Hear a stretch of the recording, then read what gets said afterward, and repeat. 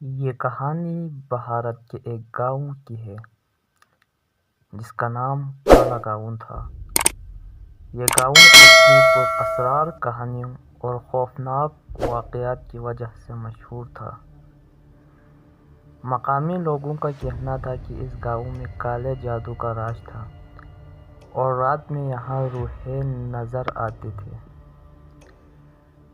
کہانی کا آغاز اس وقت ہوتا ہے جب ایک نوجوان ارجن جو شہر سے آیا تھا اپنے دادا کے گاؤں یعنی کہ کالا گاؤں۔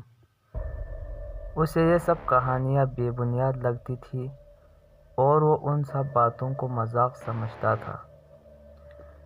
گاؤں کے لوگ اسے بار بار خبردار کرتے کہ وہ رات کے وقت کسی بھی صورت گھر سے باہر نہ نکلے، لیکن ارجن کو ان سب پر یقین نہیں تھا۔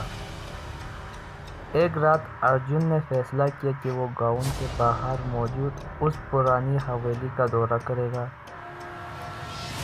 جس کے بارے میں کہا جاتا تھا کہ وہاں کالے جادو کی طاقتیں چھپی ہوئی ہیں۔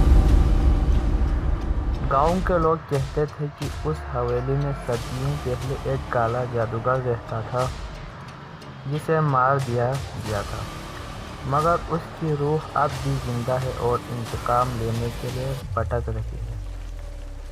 ارجن جیسے ہی اس حویلی میں داخل ہوا، ایک عجیب سی سرد ہوا چلنے لگی۔ اندر کی فضا میں ایک خوفناک خاموشی تھی اور ہر طرف سناٹا چھایا ہوا تھا۔ اچانک اس کے کانوں میں کسی کی سرگوشی سنائی دی، "تم یہاں کیوں آئے ہو؟" ارجن نے پیچھے مڑ کر دیکھنے کی کوشش کی، لیکن جب پیچھے دیکھا تو وہاں پر کوئی نہ تھا۔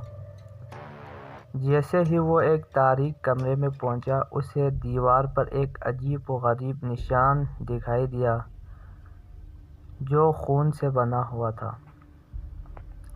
ابھی وہ نشان کو غور سے دیکھ ہی رہا تھا کہ اچانک حویلی کی دیواروں سے کالی پرچھائیاں نکلنے لگیں اور پورے کمرے میں پھیل گئیں۔ ارجن کی آنکھوں کے سامنے ایک کالا جادوگر نمودار ہوا جس کے چہرے پر خون جمع ہوا تھا اور آنکھوں میں خونخوار چمک رہی تھی۔ اس نے ارجن سے کہا، "تم نے میری حویلی میں قدم رکھ کر بڑی غلطی کی ہے۔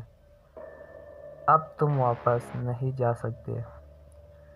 ارجن خوف سے کانپنے لگا اور حویلی سے بھاگنے کی کوشش کی، مگر دروازے خود بخود بند ہو چکے تھے۔ کمرے میں موجود سائے اس کی طرف بڑھنے لگے اور اس پر قابض ہو گئے۔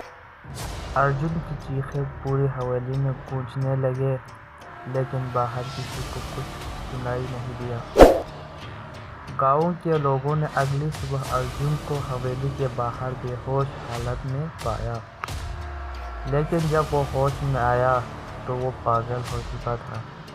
کوئی نہیں جانتا تھا کہ اس رات کیا ہوا۔